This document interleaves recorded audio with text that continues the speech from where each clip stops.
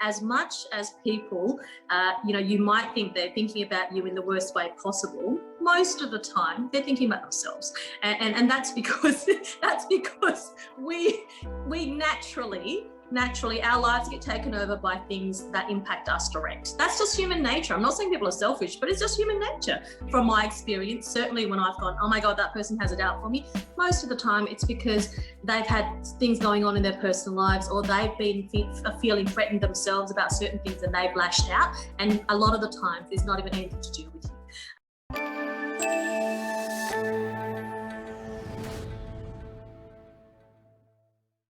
Good evening, ladies and gentlemen, and welcome to Sydney Professional Development Forum, or for short, PDF. My name is Radha, and I'll be the moderator for this evening. If you're familiar with PDF was established to help young, diverse professionals find fulfillment in the modern workplace. We are a group of volunteers eager to help others by giving them access to knowledge, mindset, and network to become the best versions of themselves. A bit of housekeeping. Before we get started, please note that this is a recorded session that will be distributed via social media in the near future. Also, I would like everyone to update their names and turn on their cameras if you can, so we can better connect with each other.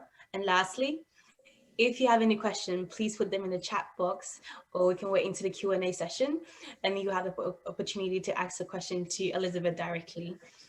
So a little bit about Elizabeth, in case you haven't heard of her.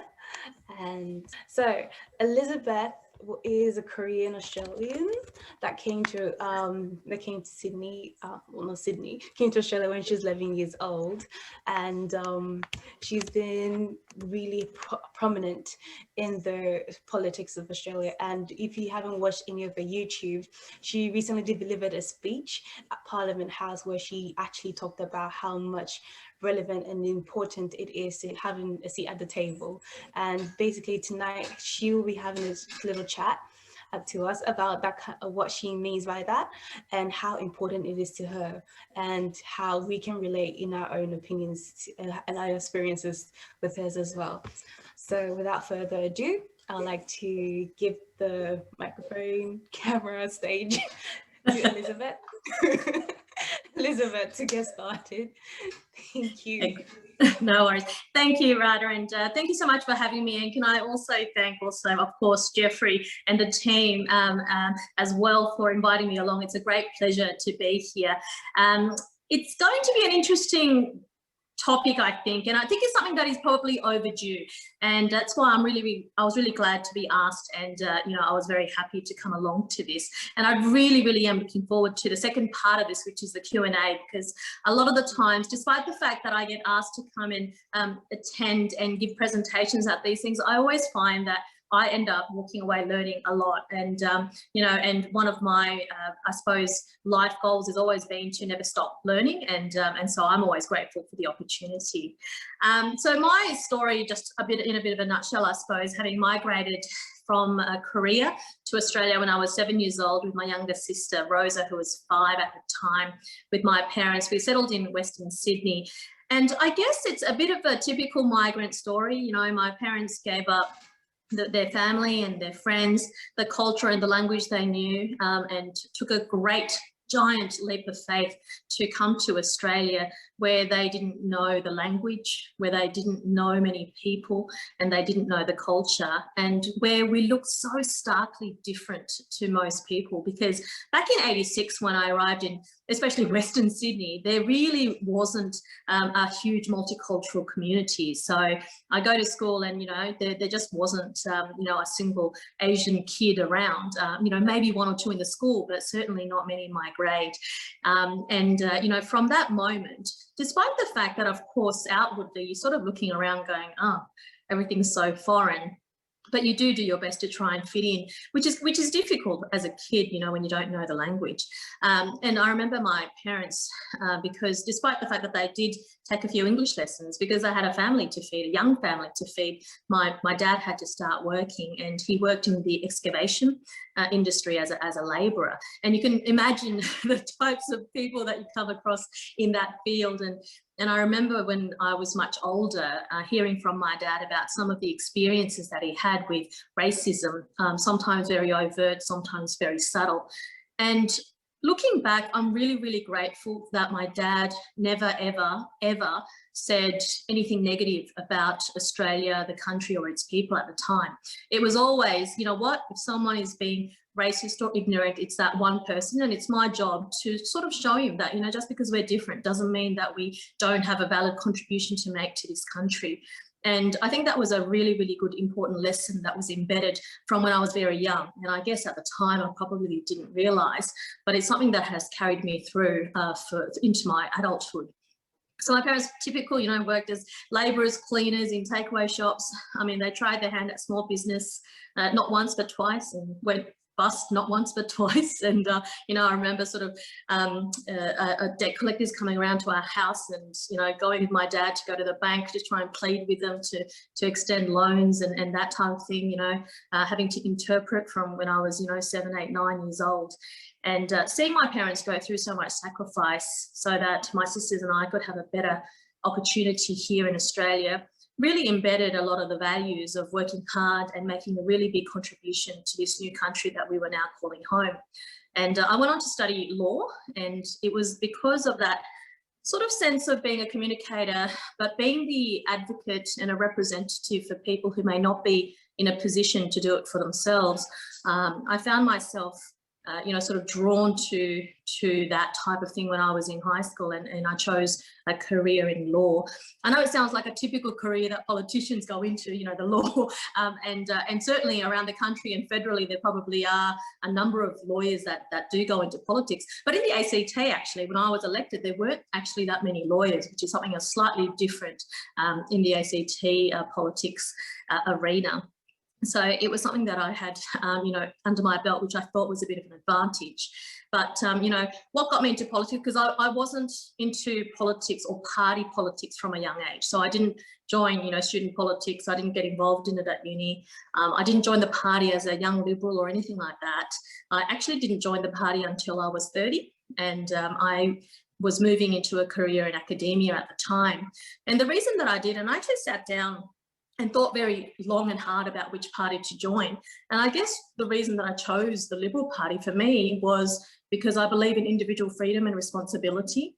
I believe that everyone has the right to live their life free from judgment, provided that they take responsibility for their own actions and they don't harm others. And for me, that seemed to fit with the Liberal sort of platform and philosophy, and that, you know, government resources should be prioritised for those people who may not be in a position to have the same opportunities as the rest of us through no fault of their own. And so when I sort of started thinking about my value set from that perspective, it drew me to the Liberal Party. And, you know, like how many times we've all faced lots of lessons in resilience, I ran in 2012 and I actually lost by a couple of hundred votes.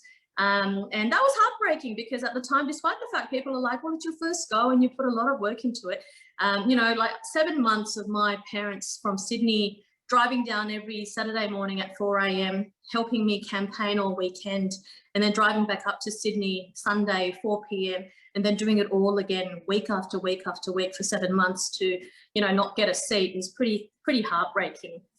But I didn't give up. 2013, I ran in the federal election in a very, very safe Labor seat. So I knew that that was very impossible for me to get, but it was a great experience. And then in 2016, I was elected in the ACT Legislative Assembly. Unfortunately, we lost the election in 2020, and that was also pretty devastating for us, because it was the party's 6th loss, and I can't sugarcoat that. Obviously, it was a big, big deal for us, but it also led me to the opportunity to become leader of our party, which I'm very, very privileged to be. You know, it's been about 9 months now, and certainly a challenge, but it's something that I have always I've always known that I wanted to be a leader of the party, and that wasn't anything to do with, okay, because I'm Asian or because I can't do it because I'm not Asian, if that makes sense. But it was because I thought, I believe I'm the right person for the job and I'm going to put my hand up. And whilst there's been a little bit of media coverage about, me being the first Asian Australian leader of a major party and being the first elected Korean Australian member of an Australian parliament. Those things aren't anything that I set out to achieve or did on purpose, but it's the reality, and it's something that I'm very proud of, and I take it on with a lot of responsibility. And I do believe that our parliaments at all levels should, as much as possible, as accurately as possible, reflect the diversity that we see in our society, because we are elected representatives to be voices for our broader society. And for too long, Australian politics has not reflected that. And if I can play some small part in showing that diversity, then it's an extraordinary privilege that I have. So thank you again for inviting me to be here. And yeah, I'm happy to answer any questions as well. I just want to ask you, Elizabeth, there must be a lot of challenges, because look, all of you do not feel any disappointed here. I just want to put a point across to you guys. With Wise Australians, there is a lot of challenge for people like us, because we put a lot of effort, we do hard work. I just want to have a comment from you. Is there anything that still exists in the, like when you are going in front now? And I just wanted to ask, because I have felt it. I just wanted to have that conversation, like a thing about it, because I like, you know, because we all are now, we have adopted this country, right? We come from that. We are also following the rules and regulations and all that. What does this country require us to do? And we are qualified people. I just wanted to have a comment from you. It must be very hard by reaching that. So my level is little low, but your level is quite high. I just want to ask you, must be, I know it's hats off to you, but it must be very hard for you, you know. I just want to have that comment from you. Yeah, thanks, Preeti. And you're right. There's no doubt that just instantly looking at me, people know that I look different. And, you know, and as soon as that happens, people do make assumptions, and there are stereotypes that exist for a reason, And it is a sad reality that even now, to this day, you know, and of course, I'm privileged that I've been elected leader of my party, but even at this stage, I can count almost weekly that I will get some comment. And most of the time it's not overt, and most of the time it's not nasty. But what I think people don't realise is that there are subtle comments that are made to me or about me that would never ever be made if I was not an Asian Australian. And that's the honest truth. And the examples that I give are, so a couple of my team members who've been out have been told things like, you know what, we're happy with what your party's doing, but your leader, she's Chinese, right? So first of all, I'm not Chinese anyway, but number two, you would just never make that comment if it was a non-Asian person, and that's just the honest truth. The other one, the comment that we got the other day was someone who said to one of my team members, Elizabeth just looks a little too Asian, I'm not even sure what that means, but that was the comment that person got. And the other day I had someone who actually commented on LinkedIn. So it wasn't, so it's a professional, you know, networking site. It's now deleted. So I think they saw the error of their ways, but it said, and do you honestly think the South Australian government would, the South Korean government would allow an Australian to be one of their leaders? I think not. You should really think about that. And I sort of responded with, I'm Australian, so I don't even know what your point is. You know, it's those kinds of comments that will come up. But even more subtle than that, I had one time I was standing at a shopping centre doing a mobile office, and I had somebody who came up and said, oh, hi, Elizabeth, you know, all chat, very nice. And then they said, oh, I love your shoes, by the way. And I was like, oh, thanks. And she goes, oh, did you get them in China?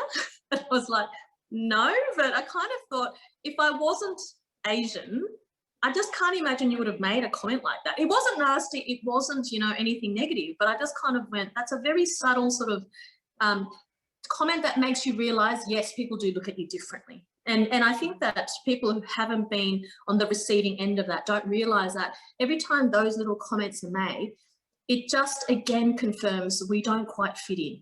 We don't quite fit in and we're not quite accepted. And whilst I know that a lot of people don't mean it in that way, that's one thing that I really hope is something that they will start to understand with seeing more people that are non-white in the public arena, that it is something of the norm. And also that when I'm there as a voice, and this is, you know, the title of this being taking the seat at the table, and we talk about diversity. And whilst I've welcomed, yes, the inclusion of the different diverse voices and faces around the table, I want to go beyond that. I think in Australia we can do better than that. And that is, I don't include you because you are the token Asian that we want at this table. I include you because your voice matters just as much as everybody else, full stop. And I hope that we can get to that point. But I understand we're not quite there yet. So Elizabeth, Sanjita wanted to ask you a question about how do you get into politics? And I think one of the things that is really important to say is that, and I've said this before, when I was young and when I first arrived in Australia as a 7-year-old, and you start getting exposed to Australian politics, it is such a foreign world. I mean, back then, when we're talking about debates that were televised between white men who are screaming at each other over a table, that was what party politics was. You know, that was what Australian politics was. And for a 7-year-old Asian girl growing up in Blacktown, it just was completely out of the realm of possibility that I would ever see myself in that role. And so the first thing to acknowledge, and I acknowledge Sanjita, is that it is extremely difficult to see how you can enter that world because you can't be what you can't see. And that's one of the things that I'm conscious of, is that if I can be that visible face where people realize, hold on, you know what, I can have a place in Australian public life, or I can have a place in Australian politics, then it's something that I'm more than willing to do, and I'm very happy to do. So to get involved in politics, it's actually, it seems really intimidating and difficult, but you know, you want to get involved in some of the causes and issues that matter to you, because you need to think about where your values lie. And I sort of spoke about how my values aligned and why I chose the Liberal Party, but it's something that takes time, but it's something that you might want to sit back and think about. So are there certain issues or causes that you are passionate about? And if so, do your research about some of the platforms of the different parties that might align with some of your values and views. And it's actually very easy to join. And, you know, you just go online, and usually a lot of the times you can join online. The fees are very minimal, and then start getting involved. I mean, even after I joined, I would say that I didn't even go to my first meeting until about a year, 18 months, because I was so intimidated, you know. So I joined, I'd paid my fee, but I didn't even go. And I actually ran into Zed Seselja, who was then the leader of the Liberal Party in the ACT, who's now the senator. And I actually ran into him at an alumni function for Amy Law School, and I introduced myself and said hello, and mentioned that I was a member, but I hadn't really brought up the courage to go to a meeting yet. And he actually said, come along and I'll introduce you to some people. And that's how I sort of got involved. And once you start going, you realise that it's like climbing a mountain. It's so much steeper when you're on the climbing end, but when you get there, it's sort of like, oh, actually that wasn't so bad, right? And same with when you do something for the first time. But that's how you'd get started. But the first thing I'd say is think about your values, your views on certain topics that you're passionate about, and try and find a party that aligns with your views.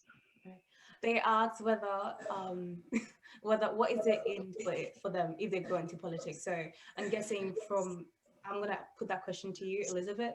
What have you gotten out of politics? Yeah, so people join politics or get involved in parties for many different reasons.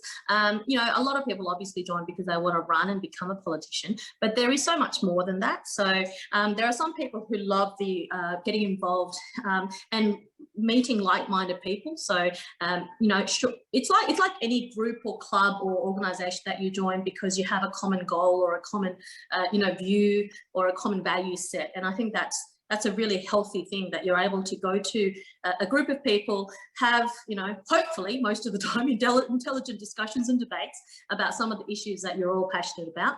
And then there are other people who go into the political arena because they want to exercise their influence, but they don't necessarily want to actually be the front face. So they want to go in because they want to become advisors or strategists, or just want to have a say in the policy direction of a certain party. So there are many different reasons to go into it. I would say that vast majority of people who join because they share the same values and views, but not necessarily want to play any big role either. Right. Thank you so much. Arthur has the next question. Arthur, would you like to ask your question? Yeah, okay. Very inspirational story. So everyone has received setbacks in their career, and it's often experienced on a repeated basis. You've helpfully relayed your experience with the ACT Liberals, and it's certainly a tough gig. How have you bounced back from repeated adversity like that? Yeah, no, thank you for that. And that's a really, really good question, because in 2012, when after so much effort and blood, sweat and tears, not just from me, but from my family and friends and people who believed in me, it was really easy to start going, you know what, that's it. I'm done. Like, that was just too much, and it's too hard. And certainly at one point, when I was going again in 2016, my mother was, as a mum, I mean, she obviously wants the best for me and all that, but as a mum, she just said, it's just heartbreaking to see you put so much effort in, and if you don't get in again, I don't know if I could live with it, if I could see it again. And she said, and not only that, but even if you do get in, you have to do this again every 4 years. You know? So she was very, very concerned about it. The thing for me that kept me going, and genuinely to this day, I still get goosebumps when I think about it. I had a number of people who didn't know me from a bar of soap, except for when they came to my pre-selection, heard me give my pitch about why I thought I should be a pre-selected Liberal candidate, and came and started campaigning with me from day one, gave up every single Saturday morning and came along, stood in the freezing cold Canberra winters at the shopping centres, wearing my name and handing out my name and face on a flyer. And, you know, for people who, not even family, I'm talking like volunteers who gave up every single Saturday. And if you think about that, you realise they have so much belief in me, and that really motivated me to keep going. And yes, it's a massive kick in the guts when you get rejected the first time. But I knew, because I had come so close and because of the people who had so much belief in me, that this was the right thing to do. And I think it did make me stronger, and it did make me, realise, learn from mistakes and keep going. And for us, it's not about facing adversity or challenges that make it a difficult thing, but it's how we overcome them that makes us the stronger person that we are. And so I've never shied away from adversity and challenge, but I have always tried to say, what can I learn from this and how can I grow from this? And I think I hope that's what I've shown. So thank you, Elizabeth, for speaking to us, and I absolutely love your story and I love your attitude. Like everything you spoke about, I agree with in terms of your attitude. There was that comment that you made around, little things that you notice. And I look, the truth is, I think everybody on this call probably have gone through something like that in their life. Whether it's, it's just one of those slightly comments. Now, my attitude is that offense can't be given, it has to be taken. The choice is entirely up to us, what we make of it and how we respond. We're completely in control, and clearly you are. I can tell by your energy, I can tell you by your attitude why the pre-selectors will believe in you and stump for you every single Saturday they get, because of that energy. My question to you is, what advice do you have for young professionals, young ambitious people who wants to make a contribution in this country? How can we stop ourselves from falling into that victim mentality where we think every single slight is there's a giant conspiracy against us, all the cards are stacked against, because the truth is that would become a self-fulfilling prophecy. So what advice do you have to stop yourself from getting into that mindset? Yeah, and I think that's a really, really important topic, Jeffrey, and I'm glad you've raised it. And it is funny because it's one of those things, it's like a domino effect. Once you start thinking and going into that frame of mind, it starts to spiral and everything seems to be against you. So I think number one thing to do is whatever you choose to do, make sure that you truly believe in what you're doing. I think that when you can see that there is a bigger purpose for what you're doing, it's less likely that you'll be distracted by other things, including people who may be trying to pull you down.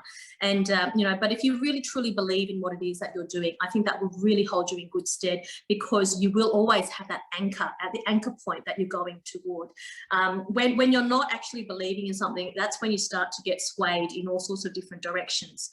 The other thing is also, and I've said this to someone before, when they said, no, I swear it's because of this and this and whatever it might be. And I had to sort of go, I hate to say this to you, but frankly, people really don't care about others that much. I genuinely will tell you right now. Most people, we think, oh my God, that person is thinking about me like, this much, and they're thinking this and they're thinking that. And I've gone, I guarantee you, they've thought about you literally 100th of the time that you've thought about it yourself.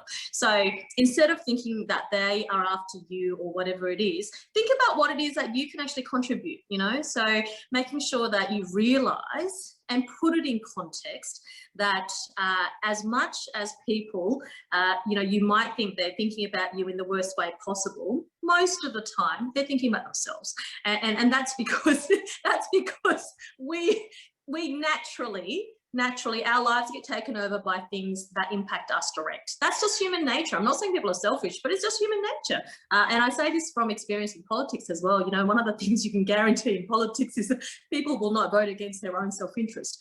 So most of the time people will be thinking more along the lines of what impacts them direct. And so so put it in context as well. I know that it sounds a little flippant, but from my experience, certainly when I've gone, oh my God, that person has it out for me, most of the time it's because they've had things going on in their personal lives, or they've been feeling threatened themselves about certain things and they've lashed out. And a lot of the times there's not even anything to do with you. So I have always tried, with all the the racist, sexist stuff that I've had in my life, most of the time I ignore it, because most of the time I number one, I don't care, but every now and then I call it out because it's important for me to do so, especially as a leader in our community. So I do that as a matter of responsibility. But most of the time I just sort of just go, you know what, that says more about them than it does about me, and I can't be distracted from what I need to do. Can I ask you a question? Yeah, of course. Yeah, my question is really the flip side of Jeff's question. In one of the dilemmas that I've been personally experiencing in my career as a minority is that I do experience every now and then some commentaries that has some racist undertone in it, but I'm hesitant to use the term racist because it's a very loaded term. So my question is, how and when do you choose to call these out? Because, well, the flip side of it is that people are going to accuse you of being overly sensitive and playing the race card, which is, I mean, it does have some merits in it. Sometimes we can be oversensitive, but sometimes it's very important for us to call out some racist or sexist bias. And so how do you do that? And what is your advice for professionals, not necessarily in politics or maybe just in, all walks of career? Yeah. No, and that's a really, really interesting question, because I know exactly what you mean, because we don't want to be, as you said, playing the race card all the time, because if that was the case, that's what you get known for, and you don't want to be pigeonholed in that way. You want to be known as the person who is, the best media person, the best politician, the best academic, the best lawyer. You don't want to be pigeonholed in certain ways.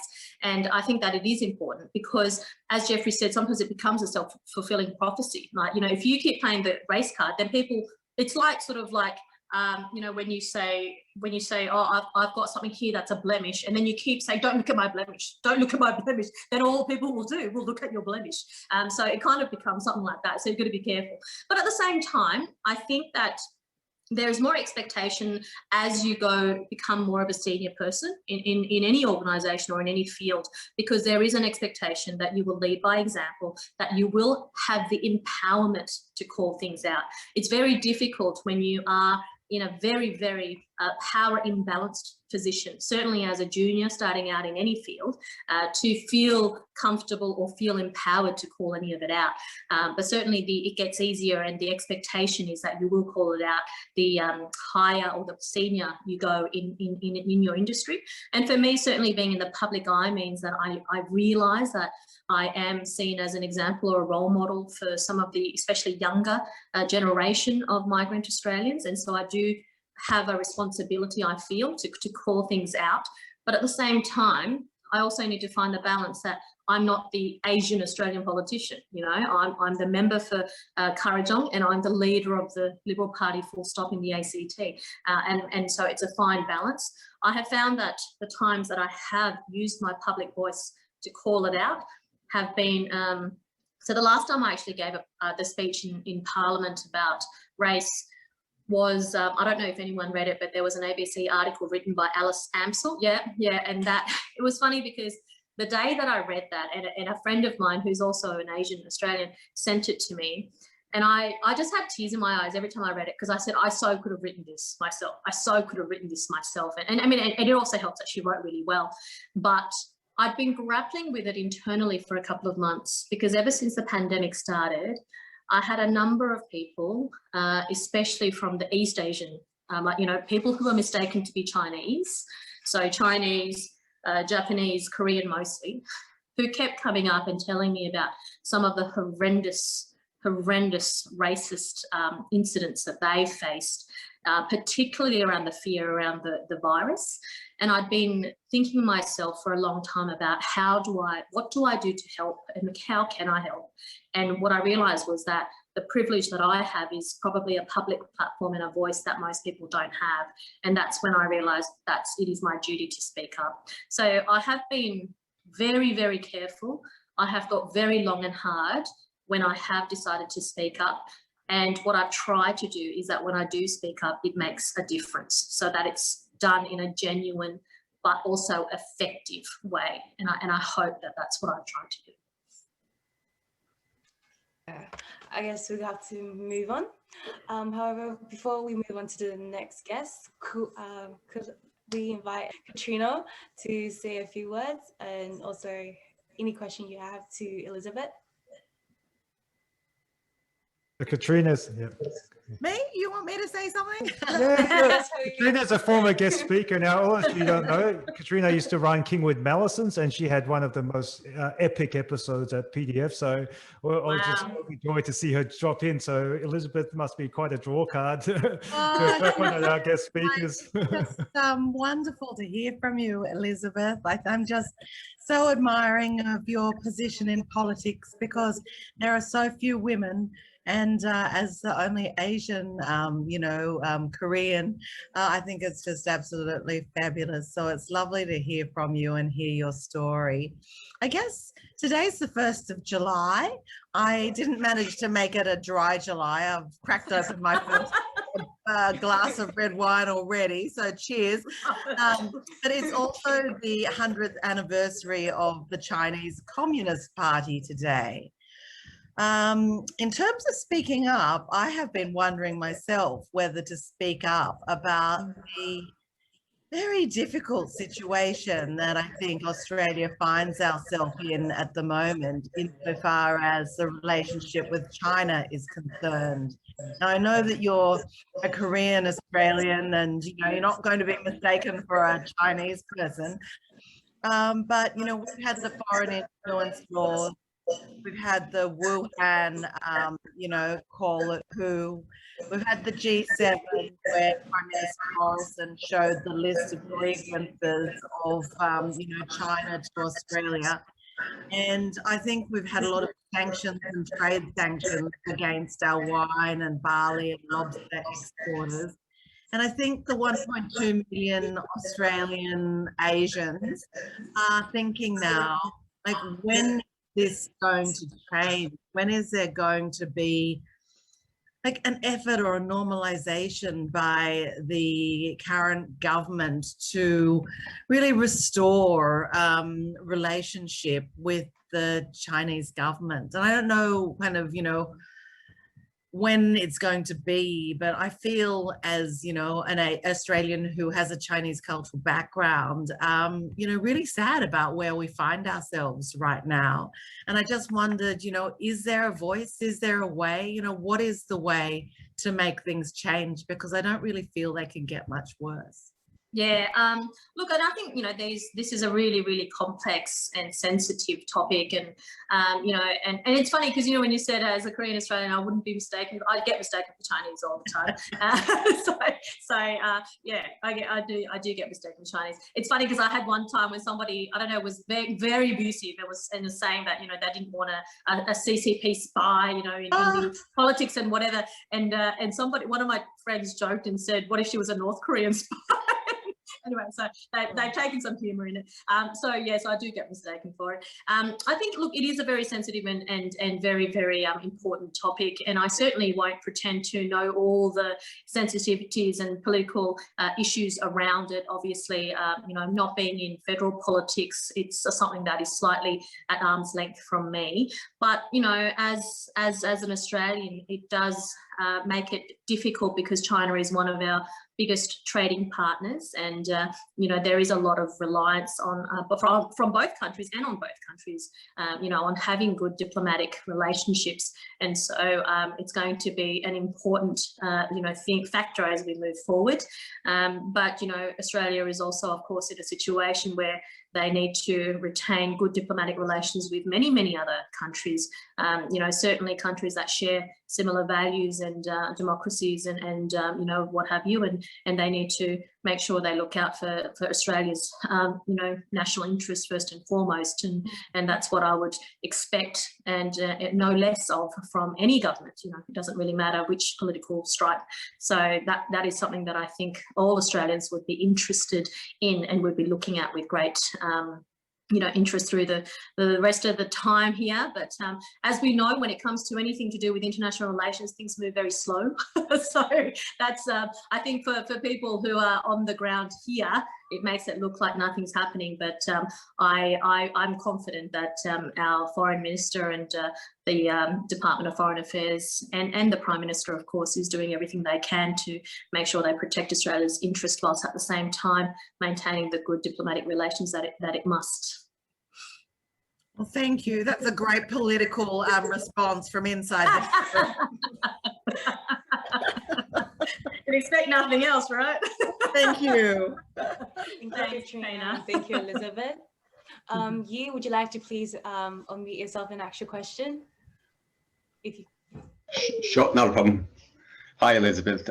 Really impressed with your recent speech, and thank you very much for being a strong voice to bring to light the racism issues that we all experience. As you said, certainly the virus has, if anything, provided some cover for the expression of interest of racism recently among the wider community.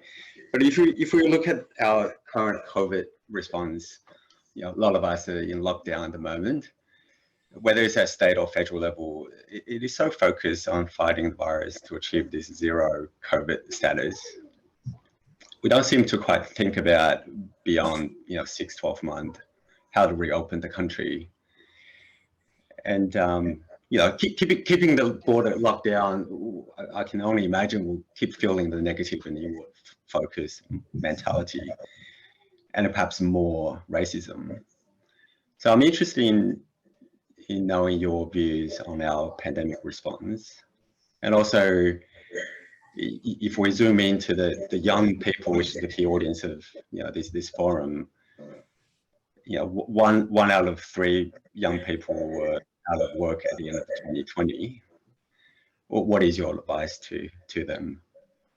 Really keen to hear your thoughts on that.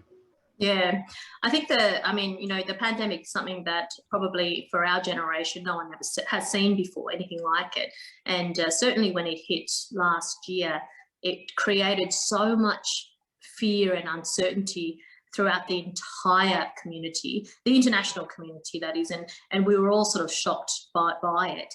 And the fear that it created probably caused a lot of people to make decisions and do things that we would normally not do. And, you know, I said at the time, despite the fact that I was in opposition, that I did not envy any person in a decision-making role, because it was very difficult. You were forced to make a decision faced with so much uncertainty when you're not equipped with all the facts and information.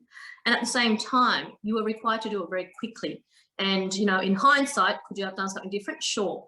But when you're in a situation where, I think when JobKeeper came out and, you know, the Treasurer at the time said we only had one bite at the cherry and that's why we had to get it right. It's an enormous amount of pressure on every person who is in a decision-making role. And so it had to be very, very, very carefully handled. I think now, with 18 months down, you know, under our belt in terms of the pandemic, Australia has, compared to so many countries around the world, fared better in terms of actual, I suppose, spread of the disease itself. And we've now moved into this phase of seeing it bubble away again, and it's now starting to bring up that fear and uncertainty again. And I do understand, because there is the frustration of, on the one hand, the public health response, of course, is number one, to keep all our citizens safe, but at the same time, at what cost? And if you're going to be very, very, very pure economist about it, you're going to be saying there is going to be an acceptable risk attached to anything, you know, whether it's human lives, whether it's the economy. Now, no politician wants to be in a decision-making role of having to decide what that risk is. I guarantee I don't envy anyone who's having to make that decision. And certainly, as somebody who's not, I'm not part of the National Cabinet, so I'm not in the inner sanctum of the decisions that are being made. But I think that what this pandemic demonstrated for the, you know, since last year, was the ability for leaders from all political parties to be able to work together, and they have done so. Now, it's been disappointing that only over the last couple of days, some of the very unhelpful, I suppose, political mudslinging that's going on at the moment. And I don't think that's helpful. This is leaving aside politics, but it's not helpful at all for the confidence of the Australian community, especially when it comes to the vaccine rollout. So I think that my view at the moment is that that is not helpful, and I really hope that our leaders go back to, you know, coming to consensus and working together, because ultimately we're fighting one enemy, and that's the virus, and how we can maintain the Australian economic prosperity. So I don't envy anyone making decisions at the moment. There's always going to be decisions that, in hindsight, could have been done differently, but I certainly think that you can't fault you know, most of our leaders for having made the decisions that they have so far. Thank you so much, Elizabeth. Before I go on to the next guest to ask a question, everyone, if you can go into the checkbox, and can you check out our PDF website and join us on social media for weekly updates on our podcasts, videos, and upcoming events. I have put the link in the chat, so please go into it. And Washington, if you don't mind, can you please unmute yourself and ask the question? Hi, Elizabeth. For me, it's more a question of having your unique life experience. What kind of advice you'd give you for people like immigrants and aspiring leaders to things that could help them become like leaders in the community? Yeah, that's a very interesting one, because one of the things that I have started to realise is when, especially in politics, in Australian politics, when we have so far have seen such a lack of diversity, you know, when it comes to gender, but also and especially ethnic diversity. What we've seen is that decisions that are being made do not take into consideration different and varied life experiences. And that's why it's important for any decision-making forum to have diversity. And I don't mean this from a we need to have quotas and have this many people or whatever it is. What I mean is that diversity in terms of any decision making is good because, and especially with Australian parliaments, because they are the voices of our community. And if you don't have people who are making decisions that have those life experiences, you are inevitably going to miss out on some different views, because that is just human nature. That's what's going to happen. We are all shaped by our own experiences, by what we have gone through, by our cultural, diversity, but also from our professional experiences as well. And so it's disappointing when you start to see some stats about, especially at the federal level, of a lot of politicians who have either been staffers or union members or whatever it might be, because it doesn't matter what it is, but too many of one representation and not enough of others is always going to lead to some skewed results. So what I really hope is that the people who are in current decision-making roles, the people who do have the privilege of making decisions, especially in terms of hiring and firing, are able to see the benefit to their organisation, no matter what it is, whether it's politics or business or professional services, the benefit of having the diversity of life experiences and of cultural differences within their organisation. And I really hope that can come through.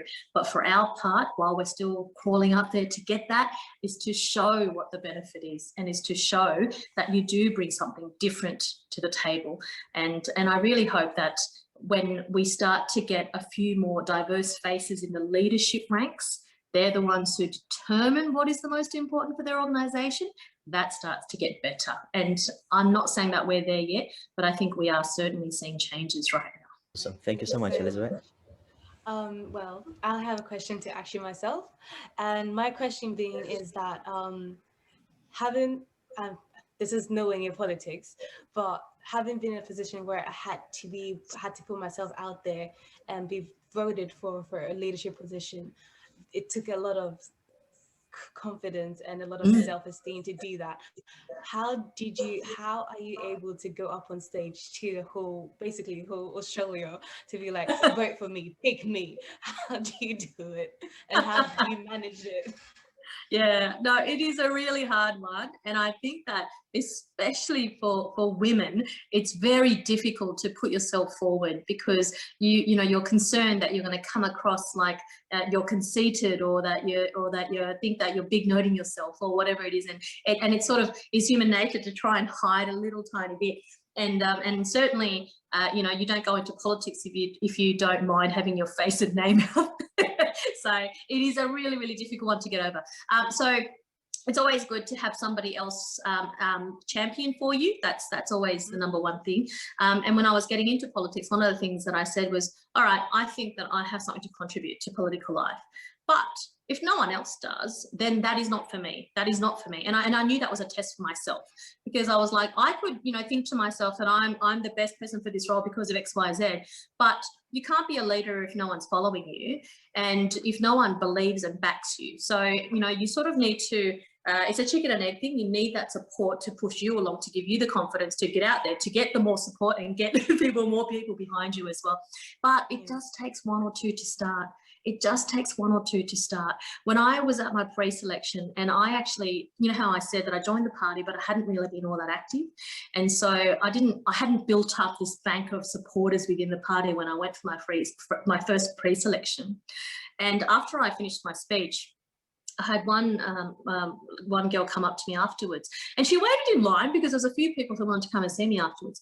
And I still remember she came up to me and she goes, I just got back from overseas. I didn't actually know any of the pre-selectors, the candidates, and I listened to every speech and I want to help you. And I was like, oh, that's really sweet. And then she came on board, became my campaign manager, came every single weekend, signed up all her friends, and I just couldn't believe it. So having, it starts with that one person, and it led to this army of support. And once you have that support and you develop that confidence, once you get the confidence, more people back you because they go, hey, that person is worth backing. And then you get that confidence again. So it takes one but it will build up. And once that starts to build, that's when your confidence comes as well. And I'll tell you on a practical level. So when I was at uni, I used to love doing group fitness classes. And I loved it so much that I became an instructor. And so from a very young age, in my early 20s, every single week I'd wear my spandex, get on stage and sing and dance using a microphone on stage for everyone to see. And, you know, when I did that training, I swear, this is like all the practical stuff, but they teach you how to own the stage. They teach you how to do non-verbal cues, engage with the person at the back as well as the front. And I think I have to say that that training must have helped me a lot, which also helped me with my lecturing when I became a law lecturer, you know, standing in front of 400 law students. And that in itself also carried as well. So that's the other thing I would say is that look for things that are so different, but they're transferable. I would never have fathomed that me teaching aerobics as a part-time job at university would have actually given me some skills that I need to be in public life, but there you go. So a lot of the times it's transferable skills that you learn, and that's what the diversity of life experience really is all about. That was awesome. Thank you so much. And to everyone, this Can I ask a question? So if you weren't in politics, would you be a gym instructor? Or Yeah, no, that's a good question. And I remember when I was going through law school and I told my mum, I said, I love this so much. I want to be a gym instructor forever. And mum was like, oh, how about you finish law school first, hey? It's so funny. No, I've always said that if I wasn't in politics, and I did do law, but I really, really would have loved to have my own talk show. So I really would have loved to be the next Oprah or something. I think that would have been my perfect job. I mean, this is a start. I'm not saying that's right. I actually wanted to ask a question, and sorry, that wasn't the question. So with your comment earlier around, you know, when you face adversity and setbacks, you know, it's a matter of what do you learn from it and how do you grow from it? So wanted to understand, you know, since joining politics, what has been a lesson that you've learned and grown from to then become one of your proudest moments? Yeah, no, that's a really interesting question. I think one of the things that, for me, having failed that first time, and seriously, there was a point where I just went, no, this is too hard. I'm not putting myself through this again. It's not going to happen. And then to realize that support that you have, which is overwhelming to get you there, you know, it always drives in for me, even now to this day, because, you know, there are times, and this is going to sound awful, but there are times that during the campaign that things were so hard emotionally so hard. I said to my mum that I wish there was some noble way that I could pull out of this race, Mum. It got to the point where I was like, it was so difficult for me that I just went, is there some way that I could somehow or other pull out in some graceful fashion, but not have to be the loser that has to pull out because that's too hard for me, you know? And whenever those times came, the next day, inevitably, there was somebody who literally, it's the small things that mattered, that they went, hey, Elizabeth Lee, right? Yeah, you're doing a really good job, keep it up, and they walk away. And it's those moments, because in opposition, it's really difficult to get any wins, if that makes sense, because you just don't win any votes. And so sometimes the extraordinary emotional toll that it takes on you, going into every sitting week knowing you're going to lose 99% of the votes, and yet you have to put everything into it. It's enormously taxing, because you're going in knowing that you're going to lose, but you have to keep going. You have to keep going. And those moments when someone actually just says, you know what, that mattered to me. And it was like that speech that I gave about the racism, and I had someone who contacted me and said, thank you so much for speaking up, because as somebody who wants to see a future in politics, for me, that really means a lot. And, you know, I sit there every time there's racist jokes and I laugh it off, but you're right, it does hurt. And, you know, it does make a difference when people like you speak up. And so it's those moments that I realise what I am doing is making a difference. And that's when I realise that's why I do what I do. And that's when the challenges and the adversity and all the times that I cry myself to sleep, now I sound pathetic, but you know, every time I do that, I realise it's worth it because of those moments, and especially for those people, the younger generation that are looking to see good examples and role models, and I know that what I'm doing does matter. Thank you so much, Elizabeth. And finally, to everyone, this concludes today's session. Thank you for engaging with us. thank you for engaging with the session and feeling free to reach out, connect with Elizabeth if you want on LinkedIn, I'm guessing.